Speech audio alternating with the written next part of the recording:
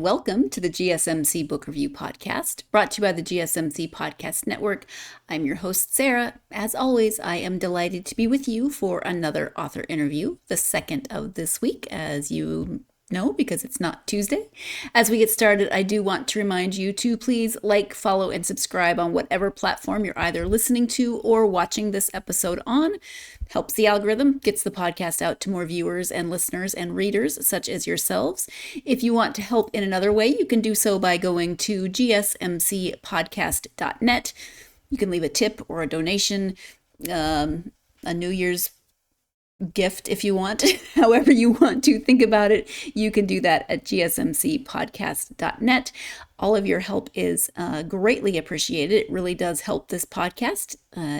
The podcast does not exist without the people who engage with it, who listen to it or watch it or leave comments, all of those things. So whatever you have done to support this podcast throughout the years, I am very appreciative. Thank you so very much.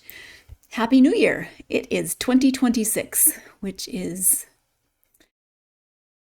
interesting. I don't know, 2026. It's not, as a kid, I used to think about 2025 a lot because it was significant in terms of my birth year and turning 50 last year as I did. And so I would always think, oh, I'll be 25 in 2000 and 50 in 2025, but never really thought much about 2026 or 2027 for that matter, but we're not going to put that out there because it's too soon.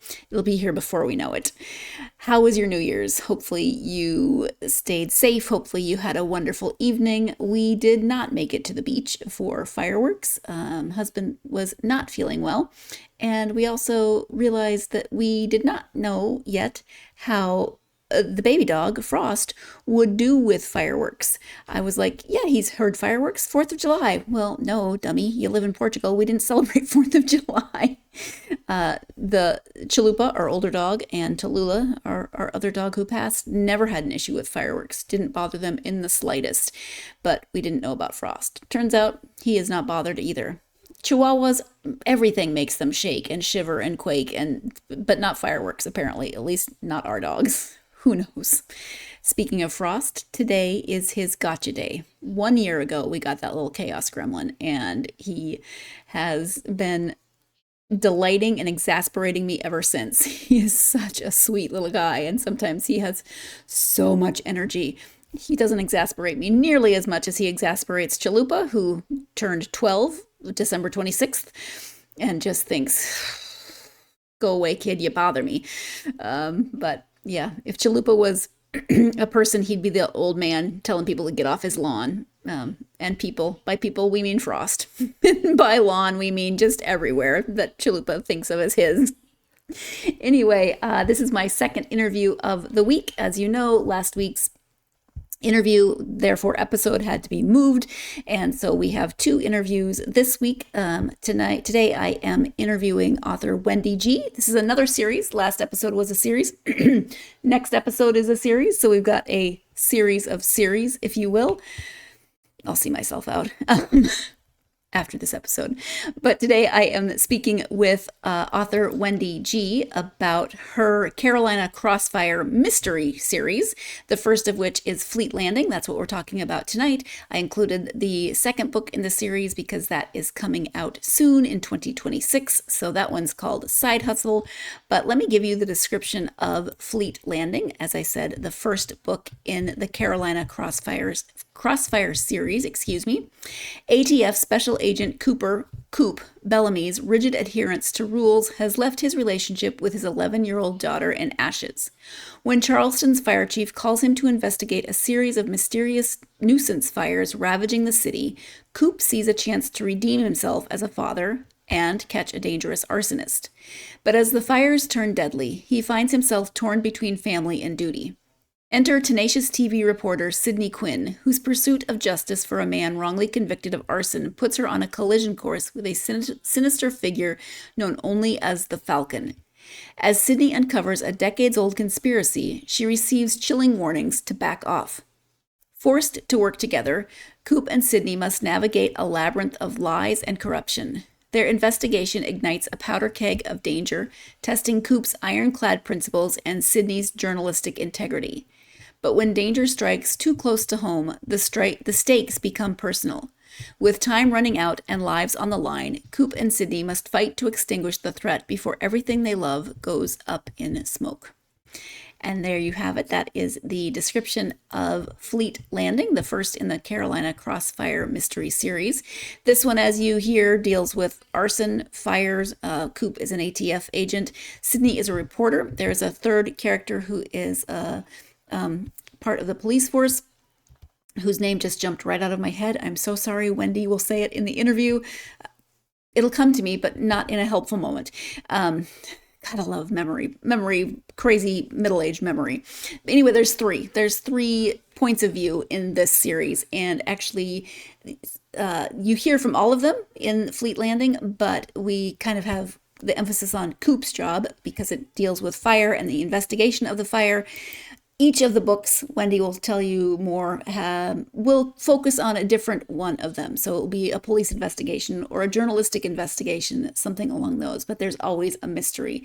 And there are these three characters whose points of view you get, who work, whether individually or collectively or a combination thereof, throughout each book and throughout the series. But like I said, Wendy's going to explain that much better than I can. So actually, let's go ahead and turn to the interview with Wendy. Again, it's the Carolina Crossfires series. The first book in that series is Fleet Landing.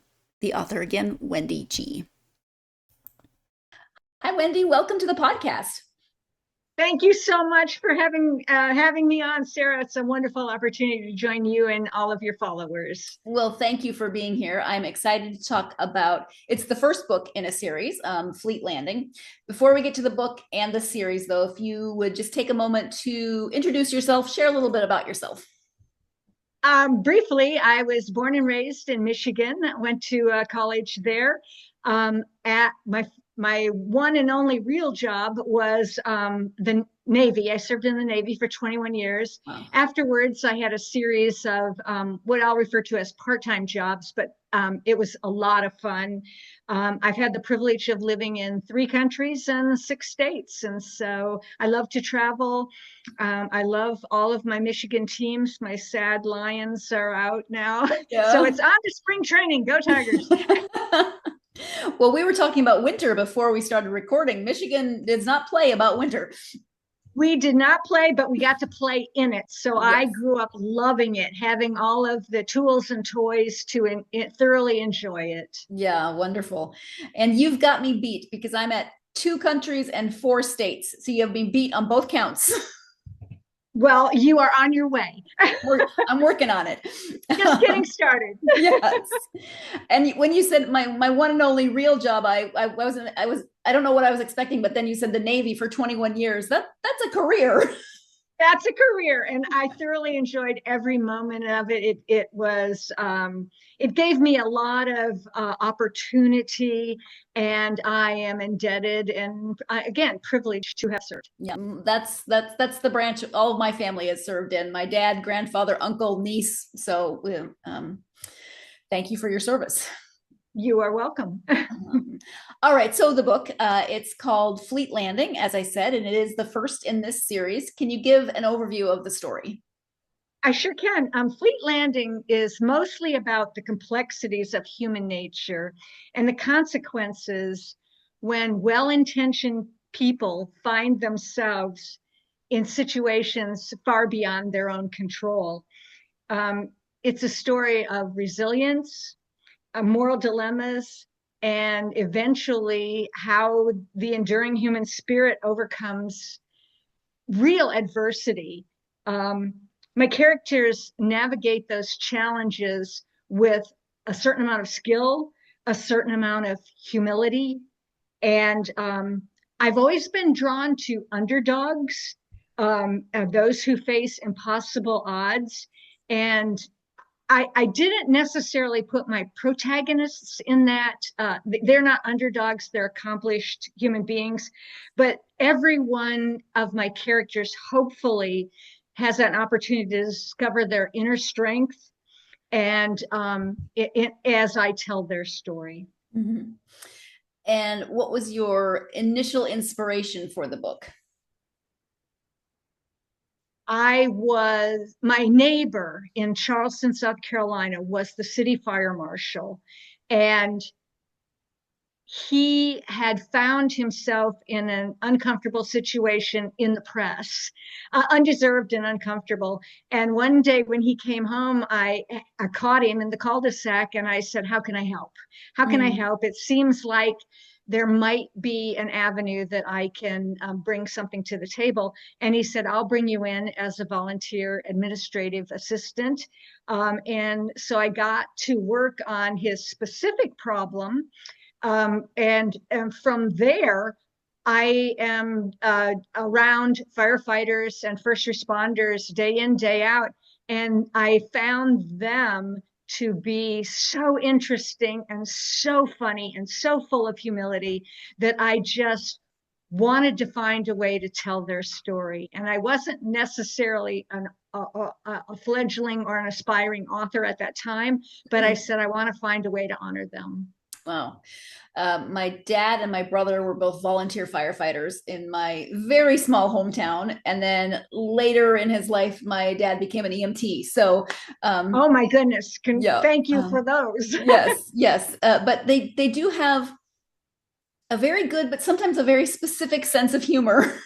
It is, I find it, I have no psychology background, but I would say it's a coping mechanism. Yeah. They see the worst in all of us, and yet they are the best of all of us. And so how they bridge that gap is again, part of the story I hope to convey. Yeah. When you set out to write Fleet Landing, were you writing it as a standalone or did you have a series in mind already? I think I always had a series in mind. Some of my favorite authors are serial authors, and I wanted to create protagonists that I would want to spend time with. And so as the stories evolved and my visions of future stories, I found myself drawn to those three primary characters. Coop, the ATF agent with a firefighting background. Sydney is a local television news reporter who is the aspirational me. And I had her initially as my main character in a cozy series. And when people read some of my earliest lousy work, they said, you're not writing a cozy, you're writing more graphic, more procedural. You need to change up. And then my third character, of course, is my police officer. He's Lieutenant Dino Bernardino. So I love each of those three individually, and I love them collectively as a team. Yeah. I did mention at the beginning that there were those 3 points of view and that you have 3 different characters. Wendy, of course, was just talking about those characters and how they work, whether collectively as a team or as individuals. But we're going to see more of them as the series goes along. And we're going to be talking more about them. We're going to take our first break of this episode. We'll be talking more about those characters when we return from this break, talking about how they might resonate either as a team or as individuals. You're tuned in to the GSMC Book Review Podcast, and I will be right back.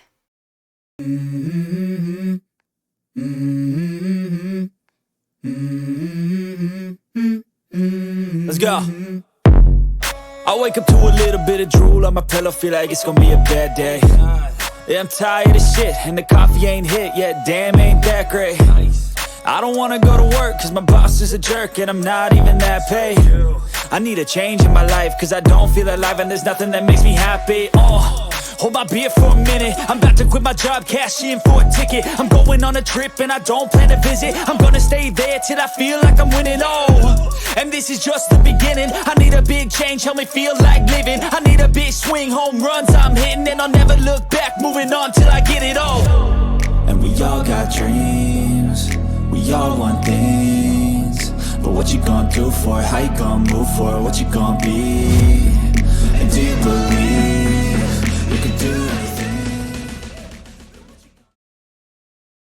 Welcome back to the GSMC Book Review Podcast and my conversation with author Wendy Gee. As we get into this second second segment, this is your second and final reminder that if you'd like to help this podcast as well as the network as a whole, you can do so by going to gsmcpodcast.net. If you are watching this episode, you see that playing in the video next to me. You also see it scrolling throughout the episode, so you get that constant reminder if you need it. If you want to have the reminder, you can just look down at the bottom. For those of you who are only listening to the audio of this episode, then that's why I say it multiple times. You can go to gsmcpodcast.net. Again, your support is greatly appreciated, whatever form that support takes. If it takes this form and you choose to make a tip or a donation, it helps not only this podcast, but the network as a whole. Greatly appreciated by everyone here. Before the break, Wendy was talking about the three main characters, the three protagonists, the 3 points of view, however you want to look at, that are involved in this book and this series, talking about how they work together collectively, how they work as individuals. I bring this up because I'm about to say, my next question starts with me meaning to say individually and collectively, or individually and a team, but what I say is collectively in a team, which is the same thing. So just know that when I say collectively, I mean individually. And let's get back to the interview and to that question. What about them, or as a team, do you think will resonate the most with readers? Wow.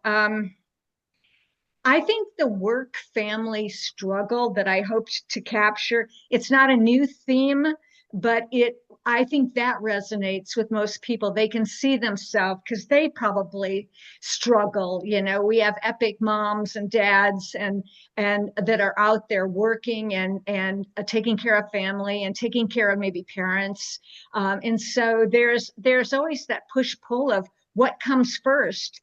And something always gives, but yet they find themselves centered by something else. So whether they're primarily a family-oriented individual and that work centers them, or vice versa, I wanted to capture that, show what scars making those choices left on them in their journey, and what happened before they got their job, before they got their family, how they affect those, because characters, even though I love the story, the plot line, the crime, solving the crime, it's the people who do the work in the story that I believe most of our readers want to pair with. They want to say, I see myself in that person. I see myself in that person. Oh, I'd never do that.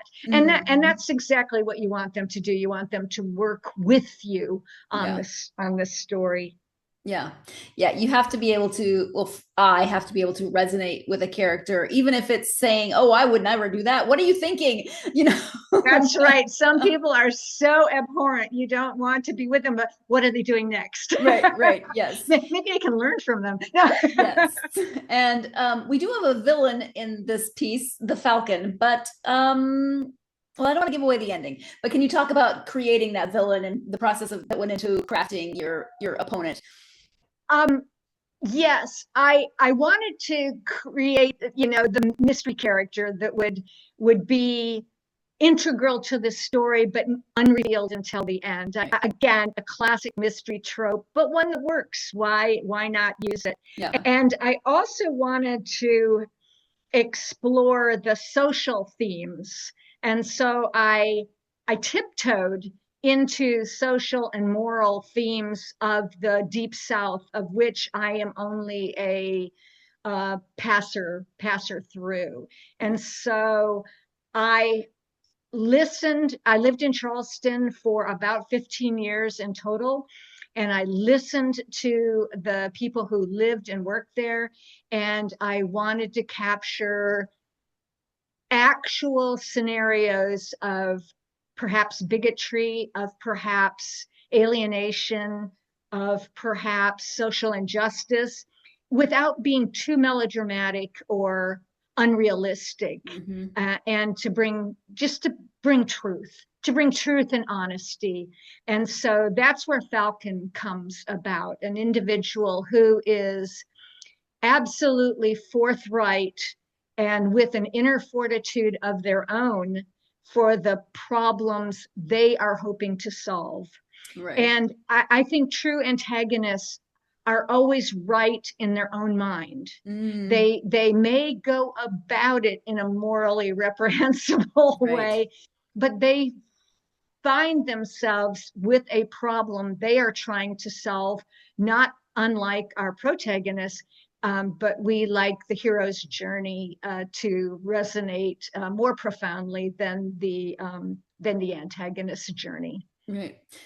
And through that journey, we really do see some of the struggles between people and systems, because the antagonist is trying to fight against that system that they feel is in some way unjust or not working properly. The way they go about it is Thank extreme. you for finding that. I appreciate it. My work here is done. All right. Well, good. Nice talking. When it comes to writing your characters, do you like to have a really solid character sketch before you start writing, or do you prefer to let them evolve as you write? I did have a really deep vision of Sydney before we started. I had worked with her on the page many attempts. And as a fledgling author, I was just unskilled to bring a story to life. And then when I met the firefighters and the policemen who were serving the city of Charleston, I tried to create an amalgam. I didn't want to take a literal character and put them on the page where they would see themselves and go, aha, that's me. I wanted to have an amalgam of all the goodness and the idiosyncrasies and the fun and the desperation that's probably a poor choice of words, but the downside. They live through a downside that they have to deal with. And so I wanted to mix those up and create new characters. And so while I initially had, I was going to mirror Coop as the fire marshal of the city of Charleston, I thought that was too literal in my storytelling. And so I made him an ATF agent where he could have greater reach in future stories. And so that's how that decision came about. So getting to know them, getting to know real people in those real jobs helped me create my fictional best of, if you will, best and worst of. Yeah, absolutely. I would imagine there was quite a lot of research that went into writing this. Can you talk about a little bit of it? I would say that before I started writing fiction, my skill set was best defined as writing lab reports or scientific journals or something in that regard. So research came second nature to me, but I fell into my research by just simply serving in the office where those true professionals were working. And the fire marshal, a great human being, a great member of the community and a great professional, took me to places I would not have had access to. And so from there, I got to ask a million questions. He's still on speed dial. I still get in touch with him and his principal assistant. And they're a fountain of technical matters, as well as helping me put that in plain language for our readers, as well as keeping some of the technical components to just make it realistic. I'm recently binging the Pit, and how technical that Emmy Award-winning series is. And you get it by playing along and letting them tell you their story. And so I didn't want to completely take out all the technical components of firefighting or the technical components of subsequent stories as they evolve. But I'm also not there to teach the reader how to, create arson. Thank you. Probably a good idea. Yeah, I think everyone knows how to light a match. We're already halfway home, but I didn't want to give them the finer points. So for those of you watching or listening, this is not a how-to. No, not intended to be a book for dummies or for intellectuals. No, it's a work of fiction, and yet at the same time, Fleet Landing is an amalgam again of two real world stories that I melded together and fictionalized, so as not to compromise the real people involved, but Right. to learn from their mistakes, their successes, etc. Right. To highlight those stories. Yes. Yeah. Obviously, doing research takes many forms when you're writing a book, but I would imagine that speaking to people in certain professions, especially if your characters are in that profession, would be incredibly helpful. And I would also imagine that most people would be pretty happy to speak to authors, to tell them what it's like to be in that profession, the ins and outs. If they're anything like a lot of people that I know, people really get upset when they watch a movie or read a book that shows the profession that they're in and then gets it wrong. My dad was a volunteer firefighter, and he used to yell at movies that had firefighters in them when they were doing something that was what he considered very, very wrong. So yeah, I understand. It might not be as comfortable for them to talk about their missteps or their mistakes, but they learned from those missteps, and the characters in the book could benefit from that wisdom. So I think that would also be helpful to learn from successes, but also to hear about those times when things didn't go as planned and what they learned from it, so that a character can be more well-rounded. We are going to take our second break of this episode. When we come back, we'll be talking more about fire, which, while it's not exactly a character, it is certainly a metaphor throughout the story. You're tuned in to the GSMC Book Review Podcast, and I'll be right back.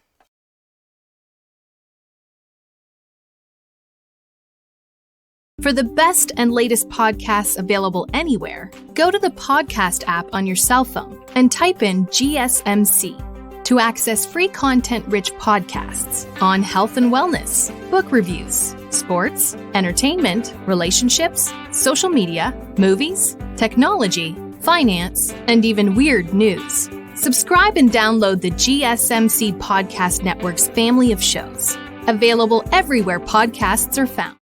Welcome back to the GSMC Book Review Podcast and my conversation with author Wendy Gee. Before the break, Wendy was talking about utilizing professionals in her research and finding out more about their jobs and what they've experienced, and then implementing that into her books, into her characters' experiences, etc. Let's go ahead and return to the conversation with Wendy. Is obviously character in the book. So what about writing? There's literal fire, but I think it's also a metaphor for many things in the book. So can you talk about including more of the metaphorical fire in the story? Well, I think the dynamic between Coop and Sydney, even though it is a mystery, it is not a romance novel, there are elements of spark, of what I call unrequited steaminess between Coop and Sydney in this story. And therefore, fire serves not only as a metaphor for their perhaps budding romance, as well as the crime that the professionals need to solve. Sydney finds herself in the story as it's a major happening in the city, and as a reporter, as a truly extraordinary reporter, she obviously bulldozes her way into the scene, and she finds Coop annoying and amusing at the same time. Of course. And he's a stickler for the rules, because his catchphrase in the story is "rules save lives," and he's a lifesaver. That's at his heart. Now he puts out fires, he investigates suspicious fires and explosions, and he with an eye towards saving lives. Right. What forces them to ultimately work together. There is a pivotal scene that I won't give away that forces them to work together. It makes them a nearly perfect investigative team because they have their strengths complement one another, their weaknesses offset one another, and their steaminess keeps readers invested. Right. Yeah. I hope. Yeah. You have to have that. Well, maybe you don't have to, but it does work here. What can you say about book 2, which comes out, I believe, in March? Is that correct? February 24th is my release date. Book 2 is entitled Side Hustle.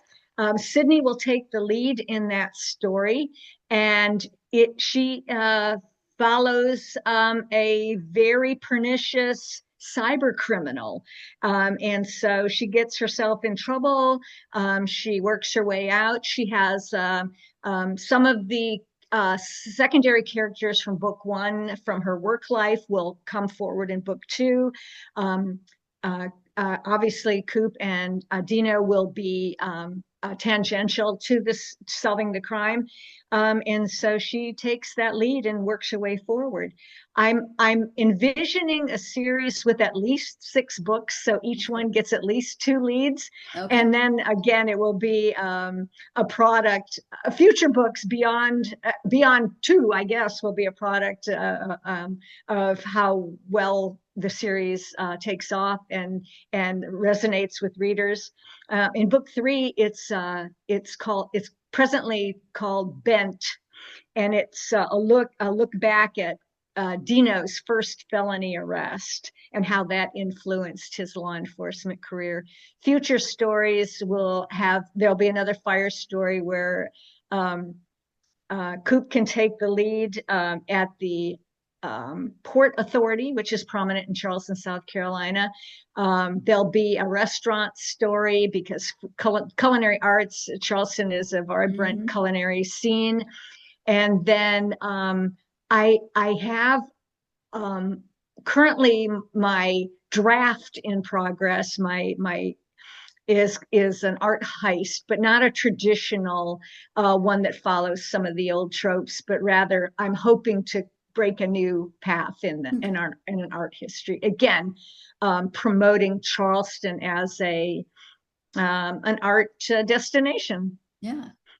There's a character in this book called Lamar, and I don't want to give a lot of his story away, but he is integral to the book. Will we see him again? I haven't yet got him in envisioned him in a subsequent story. But he did resonate with my working groups as well as my readers who have already had a go at Fleet Landing. And so when you're that popular, you've got to come back. Right. I would be a delinquent in not bringing him back into the story and showing his progress in life. Yeah, at least a cameo. We need a little check-in just to make sure everything's going okay. I realize he's fictional, but still, what's up with him? Yeah, I got to know how he's doing. How did it all turn out? Yes. You mentioned a draft. Is that what you're currently working on? Book 2, as you mentioned, thankfully, is called Side Hustle. It's got a February 24th release date. Book 3 is called Bent. It's it's done. It's ready for the editor after the new year. Book 4 is in final draft. There's some things I don't like about it and seeing what changes I've made in 1, 2, and 3, I'll have to amend book 4, and 5 is a complete on the blank page, a virtual blank page, if you will. So okay. And 6 is entirely conceptual. So I hope to get to those, and I hope that the readers follow me on my journey and their journey with these characters. Yeah. Obviously, you had a 21-year career with the Navy. You came to writing later in life, kind of through specific circumstances. But what was the final push that said you should write for publication? Wow, I had been a conspicuous consumer of used books.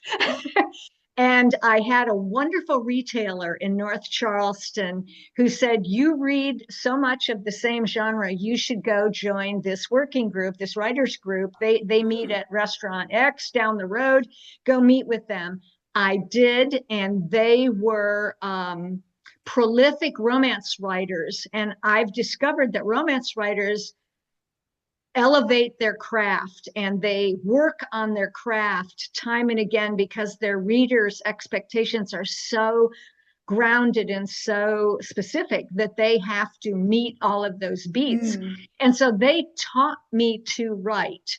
And from there, I was fortunate enough to attend a number of workshops. I joined Sisters in Crime, a national working group that promotes men and women writers, and again, with a focus on craft and publication. And book 2 was actually my first stab at trying to craft a story. And I was unskilled to bring the original concept to a close. And it taught me to write the second story, which ultimately became Fleet Landing, the first release. And then once I got a few skills under my belt, I went back to my original manuscript, pulled it out from the proverbial bottom drawer, and made all sorts of changes, keeping, I think, simply the theme and the premise, but changing the everything about it, because now I had new characters to work with and perhaps a little better effort to bring it to the finish line. Yeah. Oh, but that's kind of fun that you were able to take something that sometimes those never see the light of day again. So I've got plenty that will never see the light of day, and I really need to destroy them so that they won't, and that no one will find them, you know. But I owe all any fortune I owe to that bookseller, that used bookseller in North Charleston. Yeah, you at least need to name a character after that person or something. I do. Thank you for that. I'm that. Let me make a note. Yes. Name book character. Yeah. Okay. Done. Okay. What advice would you give to someone who is thinking about writing? Wow. I feel like a poser if I were to give actual advice, but I'd like to share with those things that people told me, people I admire, who they told me, they go, always write your best story, get to the finish, join a critique group or a workshop where you can get often painful yet forward pushing feedback. Listen. New writers, I believe it's important to define your personal goals. And for every writer, there's an independent goal, whether it's publication, whether it's New York Times bestseller, whether it's I want to pay the mortgage, whether I want to tell a personal story, leave a legacy for my family. I'm just having fun. Will it go anywhere? Whatever is your personal goal, put that on a Post-it note, put it on the bottom of your screen, and every day that you write towards that goal, and don't let anyone deny you that moment. And becoming a New York Times bestseller, making money, having your book turned into a movie, all those things are outside of our control, but you can still aspire to that. And if you don't dream it and wish it and work towards it, you'll never get there. Yeah. Okay. If you just do one of those things, you've got to do all three. Yeah. Thank you. I like what Wendy was just saying, that if you dream, wish, and work toward a goal, then you are more likely to achieve it. Because of course, we can dream all we want, we can wish all we want, but then there's work that has to be done to achieve any goal. And as I say, probably more often than you need to hear me say, author advice can often be advice that is applied to a lot of different areas of life, and this is one of those. So if you have a dream, don't just wish for it, work for it as well. I think that's really solid advice, and one that I know I personally can benefit from and hear more, tell myself more, remind myself of more. Time for our final break of this episode. When we come back, what Wendy reads when she takes time outside of research and all those things that you have to do as an author to read just for herself. You're tuned in to the GSMC Book Review Podcast, and I'll be right back.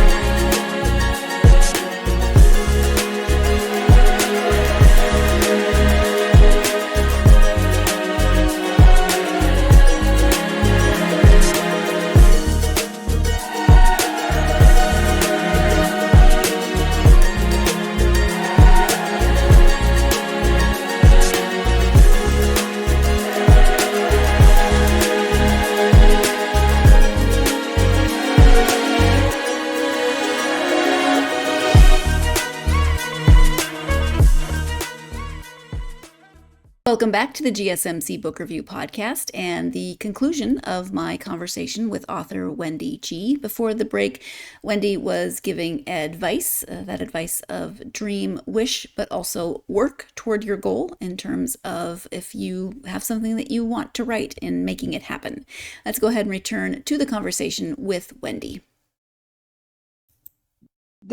Bookseller knows that you are prolific in reading a certain genre, but when it comes to reading just for you and your own entertainment, favorite authors and genres? Wow. I have so many, and so many of them are super bestsellers that everyone will recognize. But then there are some lesser known writers that I meet at conferences that I love their work. For me, the perfect novel for me would be if I could emulate James O'Born. He was the first actual author I met. James O'Born, a former Florida Department of Law Enforcement. He worked in the Everglades, and he was the first real author I met, actual paid author that I met. And he was promoting his debut novel and was making all the small library group rounds, et cetera. So I got to meet him. I read his work and I'd love to emulate his detail and pacing. Hank Philippi Ryan is a TV reporter from the Boston, award-winning author and TV investigative reporter, and I would love to emulate her kindness and her technical acumen.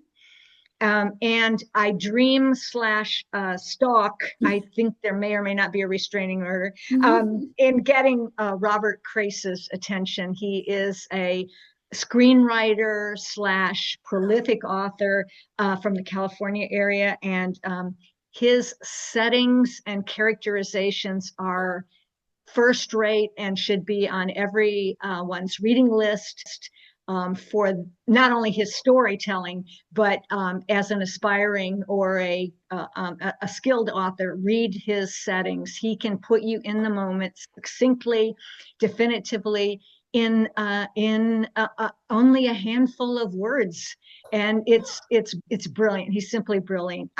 He is my absolute favorite author. I've had the pleasure of meeting him on multiple occasions, and that's where I think the stalking comes in. It could be. I don't know that that's legal, but I mean, I love him. He's a terrific. Do what you got to do, right? he's a terrific human being and a brilliant author, and so I would highly recommend any or all of those individuals. But you're going to end up as a character in one of your stories if you don't, just chill out a little bit. That's true. That's true. Yes. I once pitched him on doing a a partnership, that, following sort of the James Patterson model, Mm-hmm. where he has numerous co-authors. Numerous. And James Patterson is highly skilled. Obviously, we all love his work, and we love the work of he and his co-authors. And so I suggested to Mr. Crace, who call me Bob, Mr. Crace, that maybe you should take on aspiring authors as well, and sit back and cash the royalty checks, and use your literary cachet to bring the rest of rising the boat, all boats. And he said, I'll think about that. No. Okay, well, I mean, he didn't. He gave it some thought. I can't begrudge him that. Dismiss it. There was a pause. He gave it some thought. It was that millisecond where he really put some detailed effort into it. Maybe he's just a really fast processor. He is. He writes screenplays. He writes screenplays and TVs and movies. He can work fast. Yeah. Wendy, is there anything that we haven't covered that you wanted to make sure you highlighted during this time? I would love to tell you about my favorite thing about being an author, and that is when I'm doing topical research, I love to go to the people who are doing the actual work, and to tell them you're writing a book, or have, in my case now, I have written a book that I can actually share with them. They are the professionals are so excited to tell you what they know, obviously what they're able to tell you, because I believe we all have a kernel that we aspire to craft the great American novel. It's in our spirit. And these people are so generous with their times and talents and bringing me into the world. They really want me to succeed at telling their story. And it's their inherent goodness and consideration that make me want to be better at my job, to honor them to the best of my ability. And of course, anyone who denies my request for access, which is their undeniable privilege, hey, that's where antagonists are born. Yeah. Lastly, I would also like to give a shout out to my publicist, Jackie Corneth, Books Forward, a terrific human being, and a professional that I am indebted to for this interview and the like. So thank you to my publicity team and my publisher, all my publisher people. No, Jackie's amazing. I like Jackie a lot. So, well, thank you so much. Oh, I forgot to ask one question. If people want to know more about you and the books, website, and any social media that you're active on. I am deficient in social media, but my website is wendygeeauthor.com. And from there, you can read about what's upcoming. As also, there's a contact page, and I'd be delighted to hear from any readers, any questions, any comments, any criticisms, any accolades. I'd love to hear from my readers to see what we can do better or answer their questions. And I am open to their thoughts. Okay. And if they'd like a character named after them. Yeah, absolutely. I know people raffle that off. I'm probably not that large. I don't have that large a literary cachet. So just call me and say, hey, use my name. It's okay. Well, people could start contacting you. There could be a contest idea in there somewhere. There could be. And I'd love to hear from them. Okay. Well, Wendy, thank you so much for taking the time out of your day to talk to me about the book and the series and writing. I really appreciate it. Well, thank you, Sarah. You do the world of accomplished and novice writers a good. Best reading wishes to all of you, to you and to your GSMC Book Review podcast followers. I am indebted for this opportunity and I'm grateful to spend this time with you and your followers. Thank you. Thank you again to Wendy for joining me to talk about Fleet Landing and the Carolina Crossfires series as a whole. Reminder that Fleet Landing is out now. The next one, Side Hustle, comes out at the end of February, so you'll have a second one, and then there are up to probably 2 books featuring each point of view, each of those 3 characters. So if you're looking for a new series and this sounds interesting to you, or if you are a fan of mysteries, of crime fiction, of a series that's going to give you multiple points of view and books from different perspectives within those multiple points of view, each book will focus on, well, sounds like there will be 2 books focusing on each of those 3 main characters, but if that's something that appeals to you, but especially if crime fiction and mysteries appeals to you, then you're going to want to check this out. The first book is Fleet Landing, which is already out. The second book will come out in March, or February, the end of February, and then you've got upwards of 6 total coming in this series. So you have got a good start to a new series if that sounds appealing to you. And definitely check those out. I enjoyed the way the story was crafted, the way those points of view worked together, the way we got a couple of other different points of view as well interspersed throughout the antagonist and the way that was revealed. So again, can't tell you all those good details, but yeah, I just thought it was very well put together. I am interested to see the next story and see how those different points of view give me more insight into into those 3 main characters. I hope that you will join me for the next conversation when I will be speaking with Lindy Ryan about her series. Another Fine Mess is the second book in the series. Bless Your Heart is the first book in the series, as you can see by the fangs and what looks to be a werewolf hand holding that cup of tea. This is horror, which is, or supernatural, kind of depends on how you want to look at it. But you know me, not that you're probably thinking, wow, really, you're reading horror? But as you can also tell from the covers, these are horror that's more along my lines, more in my genre of horror, where it's a little more, you say whimsical, less graphic. You know me and the ick factor. So I'm looking forward to talking to Lindy because I am actually very much enjoying the story and looking forward to talking to her about it and the world building and writing a series that is horror but appeals to someone like me. So I hope that you will join me for that conversation, which will be in the next episode. In the meantime, as always, if you're a fan of this podcast, please do like, follow, and subscribe on whatever platform you're either listening to or watching the episode on. That really does help get this podcast out to more listeners, more viewers, more readers. I have to settle on a word there. More readers such as yourselves. Also, leaving a positive review is incredibly helpful. Thank you in advance if you've already done that, or thank you in advance if you're planning on doing that. Thank you already if you have done that before. It really does help. You can also follow the podcast on social media: Facebook, X, Instagram, TikTok, and Blue Sky. Follow the podcast. Come ask me nosy questions like I ask a million nosy questions of all my authors. Who are you reading? What are your goals for 2026? Did you meet your goals for 2025?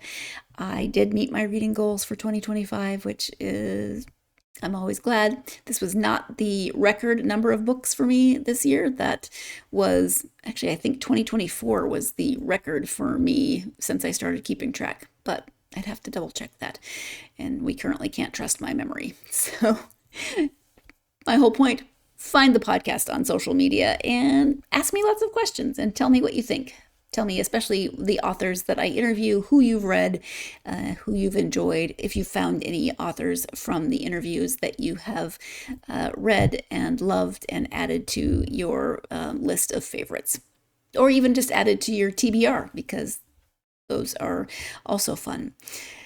It is a gloomy, foggy, rainy day today. It has been raining buckets, so I have to figure out if the dogs and I are going to go for a walk or if we're just going to skip it tonight. So that's what I'll be doing.